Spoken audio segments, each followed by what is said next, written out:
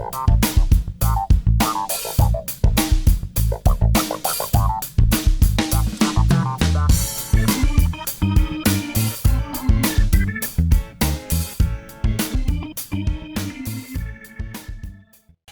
YouTube, welcome back to my channel. This is Canadian Retro. I've got another pickups video for you here. There's some pretty interesting stuff actually that I found. I was kind of weak earlier on, during this week actually. I did miss out on a couple of days too just because I had a lot of real life stuff going on, so I wasn't able to get out to the shops that much. Kind of been happening the last few weeks actually.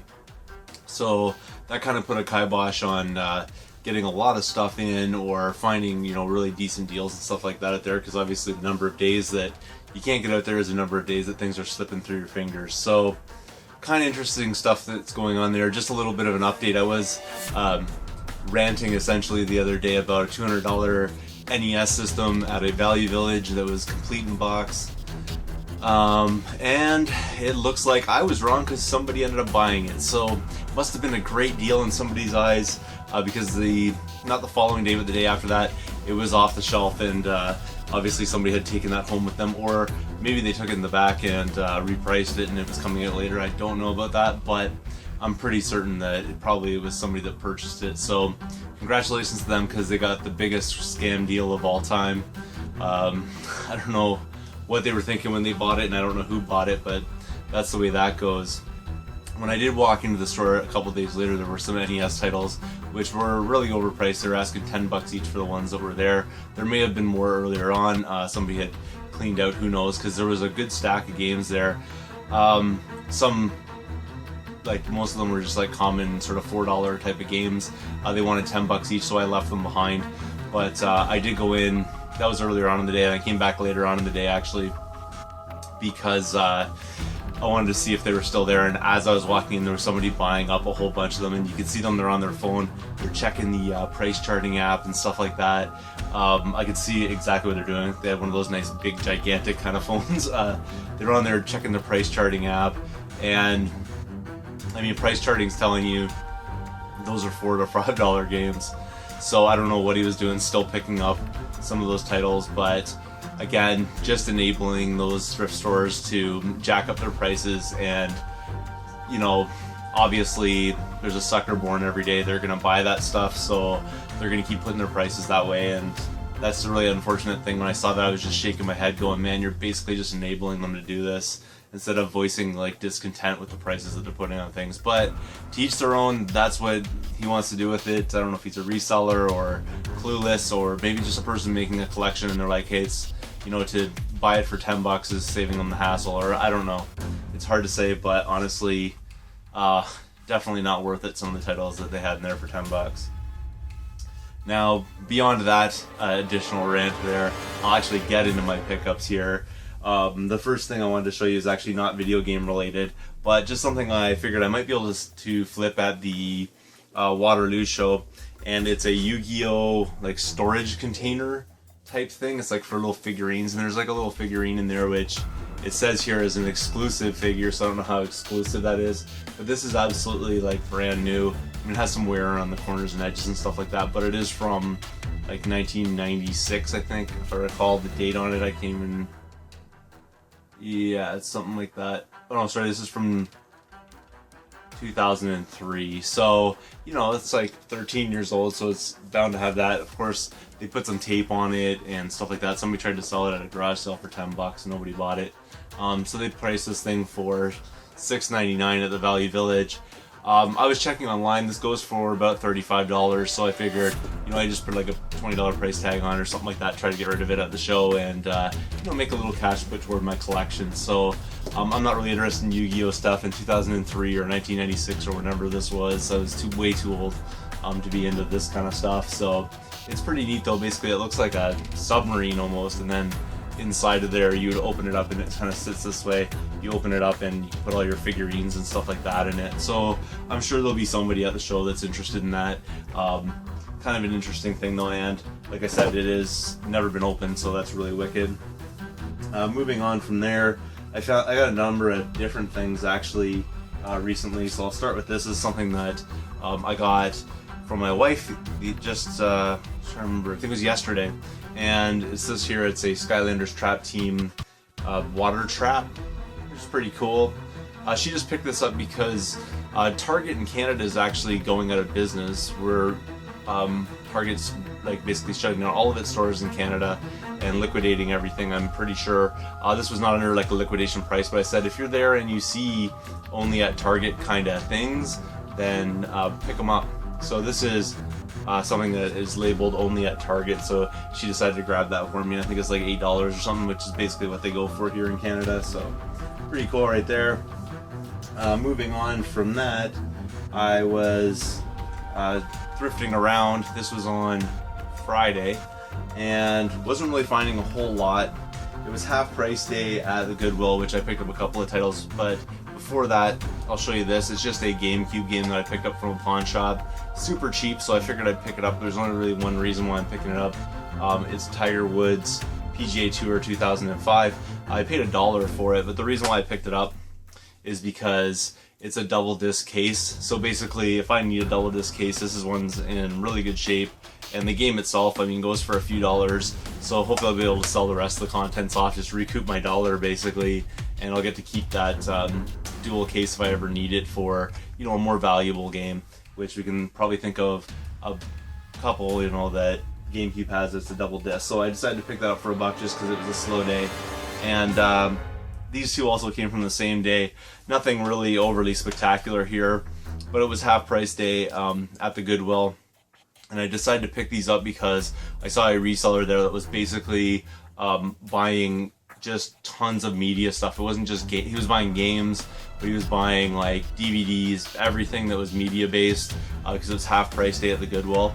So I saw these on the shelf, and I basically like went into like survival mode, or whatever you want to call it. Like I just basically wanted to save these for you guys and not leave them there for that guy. So I grabbed these two titles off the shelf before he had a chance to get his hands on it, because I'm pretty sure he would have grabbed them just because he was buying up everything. But the reason really why I got this is there is a number of GameCube collectors that I know out there that are going for like complete sets and stuff like that. Now these games are not expensive, but you know, I'll probably just end up sending them people's way or throwing them in when I do trades and stuff like that, just to, you know, help them fill out their collection if they, you know, need this and they don't want to spend the money on these things. So the first one here is Over the Hedge for GameCube.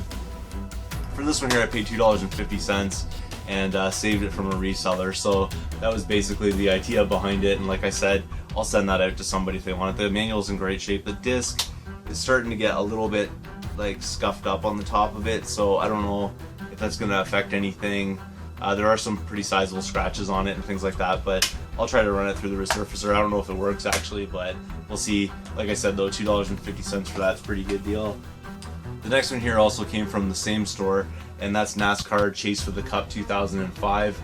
Again, $2.50 for this one, so definitely worth it. The case on this one's in excellent condition, and like I said, I'm just basically saving this for, you know, someone that wants it. I'm not totally certain about it, but this might be something that Bill Benton might like, because I think he's into NASCAR, so maybe he'd be into this.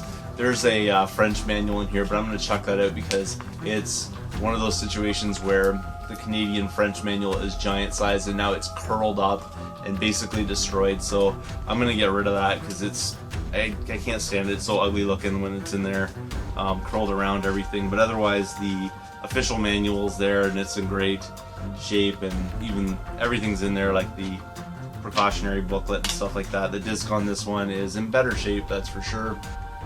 So like I said though, you know, trade or something like that, or I'll just sell it off really cheaply, you know, make like a whole 50 cents on it or something like that, but basically just maybe to help other people's collections out. I don't really need that stuff though in mine. But moving on from there, I'm trying to figure out what I wanted to show you next. Actually, I stopped in at a Goodwill. This is on the same day, but it's a different Goodwill, and I decided to pick this up because it was the official one. I bought this online, but mine's third party. I'm pretty sure of it because it didn't come in a nice box like this one. Now this I think has been used, but still pretty cool. It's for PSP 2000 series, and it's the component cables for it, so you can plug that right into your TV basically. I know that I'm pretty sure that you can go through your PS3 or something like that to stream, not stream, but connect your PSP to the system or whatever and do it that way. But I think this is a better option. That way you're not running your PS3 and putting wear on it while you're using PSP on the television. So I can just put this right into my splitter box kind of thing that I have that connects component to HDMI, and then away we go. And for that there I paid $7.50, which I thought was pretty good. It is not it looks sealed, but it's actually not. It's been opened. Someone has cut around it and stuff like that, and they just sort of taped this part back on. But to me it looks like it's in really good shape. So whoever put it back, like, put it back exactly in the box the way it should look. When I first saw it I thought it was sealed, but it really isn't. But still, nonetheless, I'm going to use that, so I'm going to open that up anyways. Moving on from there, I found a deal on, this is all actually stuff that I got today. I found a deal on Kijiji. This is a pretty cool deal right here. Like, I had a number of PS2 games that were listed there, and he wanted $5 each for the different titles. Now, most of them that were there were $5 games, so I just left them behind. Plus, this stuff I already had in my collection, so nothing I really wanted. But these two titles were pretty cool, and not in the world's greatest shape, which is kind of disappointing. They look better from the pictures, but whatever, it's the way that it goes, and I'll be able to clean them up a little bit. But the first one here is Dragon Ball Z Budokai 3. So I paid $5 for this. Actually, it was $6 for this, but unfortunately, it doesn't even have the original case. It's a Blockbuster rental case, which probably is going to indicate, you know, the shape of this disc, which has seen better days. It's not great or anything like that. I wasn't aware of that. He did say that they're tested and they do work and everything like that. So, you know, it's not like the swirls and stuff on it are that bad. It's just, I thought that these would be in better condition when I bought them, but still, for $6, that's a pretty quality title. Missing the manual though kind of sucks, but that's the way it goes. And then Dragon Ball Z Budokai Tenkaichi 2. And this one here actually has the official case, not a Blockbuster case, but it is missing its manual, which is kind of a bummer. And the disc kind of has that same thing. There are some pretty sizable scratches on there. I don't know if you can totally see that, but there are a few on there. But again, it said that the game plays and works and everything like that. So both of these, I'm fairly certain I have already in my PS2 collection. I'm not a real big Dragon Ball Z kind of guy, so that's why I can't really remember that. But honestly, like, these probably aren't going to go in my collection. I'll probably just take these to the swap and trade them, or if people are interested when I'm doing trades, I'll probably end up putting those with things. So that's pretty cool right there. You know, for $12, those two games are more than decently valued items there. Moving on from there, I stopped in. I was on my way back actually. I decided to stop in at a couple of my spots just because they were on my way. Nothing at the thrift shops, but I did stop in at a pawn shop, and I did pay a pretty good amount for this game, more than I normally would pay for games, but at the same time it was definitely worth it. It's Banjo-Kazooie. They actually had a number of different N64 games in there, and I would have picked up more, but the prices were just, you know, not quite where I wanted them to be at. But this one here was decently priced. It was $15. Now, you have to understand, when you take a look at like those price charting numbers I put up there, they're basically meaningless at this point. The Canadian dollar has essentially slumped. So I mean, I know this game is probably like valued at around $20 US, which basically, when Canadian money is like 80 cents on the dollar, that's a pretty good deal right there, I think. So $15 for Banjo-Kazooie, not too bad at all. I do have this already in my collection, so this I'm gonna have to check to see if it's an upgrade or anything like that. But again, you know, a sought after title for a lot of collectors, so this would be like trade fodder, or something that, you know, I would put in with, you know, a trade and things like that, because I know that might entice people to do trades. So pretty cool. And then moving on, this was a really good score actually. This actually came earlier on in the day. I went into a flea market in Mississauga. There was a vendor there. It's a really small flea market. Well, not really small, but there isn't like a ton of vendors and stuff like that. There's only one spot that actually sells video games, and they're actually a store, but then I think they bring like their overflow and stuff like that to the flea market on the weekend. But there's a couple of games there that I was eyeing for quite some time, and I decided to ask him what he wanted for them today, just because I wanted to do a little bit more sort of research into it and stuff like that before I bought them. pretty cool finds nonetheless. And when I asked him the price, he gave me a really good deal on it, so I didn't even like haggle with him or anything like that. He cut me a deal right off the start. The first one here is PTO for the Super Nintendo. This one here, when I asked him, he said he wanted $5 for it, which is more than a good price for it. So pretty happy with that. I just need to clean it up and everything like that. The backing's like really nice on it, so that's pretty cool right there. This, from my understanding, is sort of like a real-time strategy, but plane type situation, like planes and boats and whatever. So you're basically moving your armies into place and attacking each other or whatnot. So looks kind of interesting. I've never played it before, heard much about it, so wanting to check that out. That's gonna be pretty neat. And then this I thought was a really great find.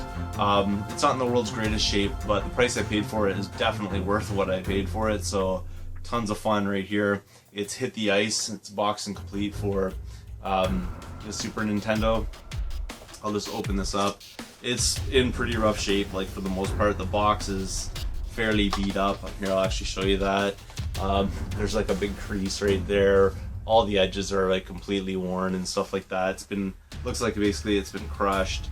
I'll try to fix it up as much as possible, but that's the way that is. The manual on it is in horrible shape. It's pretty much trashed, but the actual cartridge, surprisingly, is like absolutely perfect. So that's pretty cool right there.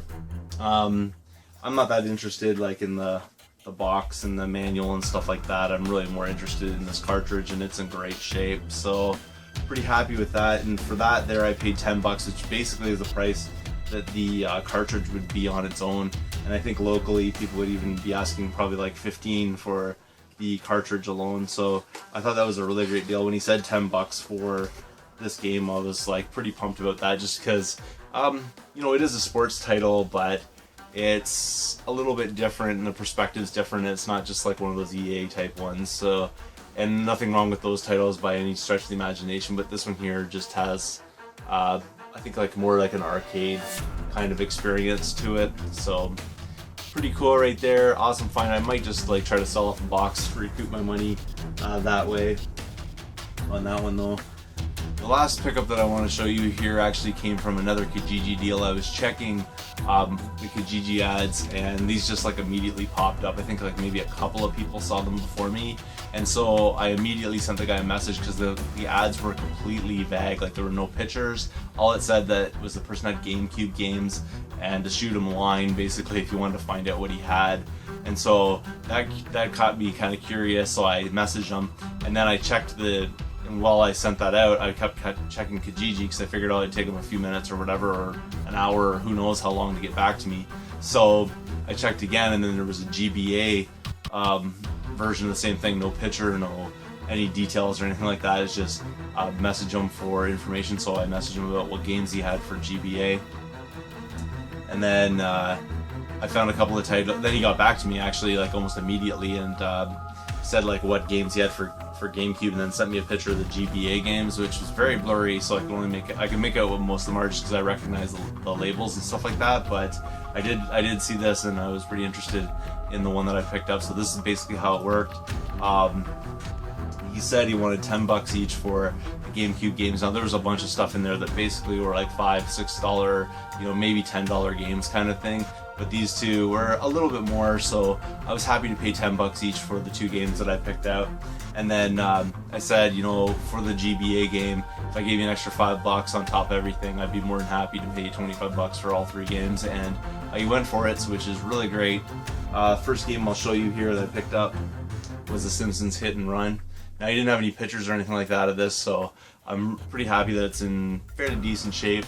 Obviously, this came from EV Games as a used game when he bought it, so still in pretty good shape. The artwork on it is actually going to be a replacement for my copy because my copy is his greatest hits, so that's really what am most interested when it comes to this. It is complete, but the manual is a little like not perfect, a little bumpy or whatever you like to call it. So not a big deal though, because my manual is in better shape, and this disc's not as in good shape as mine either. It's in decent shape though, and he said they should work and everything. So that's something that I can definitely trade off later on, and it'll just swap out the case art, so it's nice to make an upgrade like that. And that one there is $10, so pretty good deal. And then the other one is a game I thought I had in my collection, but I actually have other versions of this game in my collection, like different iterations of it, which is Harvest Moon: A Wonderful Life. And that one there I paid $10 for. It is player's choice, which I didn't know because, like I said, I didn't see any pictures, but I'm not too worried about that. It's also complete, so it has its manual and everything like that. And the disc definitely needs to be cleaned, so that's that though. So pretty awesome. Like, I really want to get into these Harvest Moon games. I haven't really got a chance to check them out yet, so I have quite a few of them now. I do have like the a PS1 version of it. I don't really know how many like iterations of Harvest Moon there are in different systems, but I'm fairly certain this is sort of my third one for the GameCube. I do have one that's like a Magical Melody and Another Wonderful Life or something like. I can't remember exactly the names of all of them, but I thought that this was just going to be an upgrade for mine because my artwork on the other one is a little bit ripped up here. And I thought that this was the same game when I actually picked it out. So it's kind of cool that this is actually a title I didn't have at all. I will have to upgrade my artwork on the other one, but still pretty cool right there. Something I do want to get into, that's for sure, because people speak really highly of these games, so I do want to check them out. So I thought I would add it into the collection. Now I have actually an additional game I wasn't expecting, and to come down to it too, this third one in the same series, which is Harvest Moon and More Friends of Mineral Town for the GBA, which is a quite valuable game from my understanding, and again, part of the Harvest Moon series, so I do want to check it out. The thing with this one here is I thought I had this in my collection because I knew I had a Harvest Moon game, and just, I can't keep the names straight for some reason of all the different Harvest Moon games. So when I came down and actually checked this one against the copy I had, I found out that I actually have a different Harvest Moon game on the GBA, so this would be a new addition to the collection. I thought this was just going to end up being trade fodder, but it's actually something that I'm going to be adding in, and it's in really great shape. And for that one there, it was $5, so I thought that was a pretty good deal. Those are pretty stellar titles, I think, plus this one pretty stellar for, you know, $25. I mean, probably this one alone is a $25 game, so that's pretty awesome right there. Great find for me. And that's everything that I have to show you today. Sorry about the epically long video, but just had a lot of things that I wanted to discuss about.